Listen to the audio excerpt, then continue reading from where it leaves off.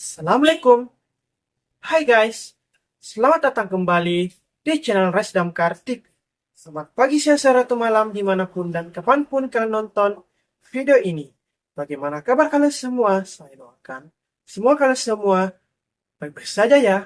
Pada kesempatan hari ini, saya kembali ingin menayangkan video menjahit terbaru lagi kepada kalian semua, yaitu menggunting atau memotong pada bawah baju gamis polos wanita model Phebe karena terlalu panjang, terus ngejahitnya. Saran dengan videonya, sebelum Anda melihat videonya, jangan lupa terlebih dahulu untuk like, komen, dan share video ini sebanyak-banyaknya teman kalian semua. Dan yang paling penting, jangan lupa untuk subscribe channel Resdam Kartik. Dan jangan lupa juga untuk tekan dan nyalakan tombol loncengnya agar selalu mendapatkan notifikasi dan tidak ketinggalan video-video menjahit terbaru dari channel Resdam Kartik.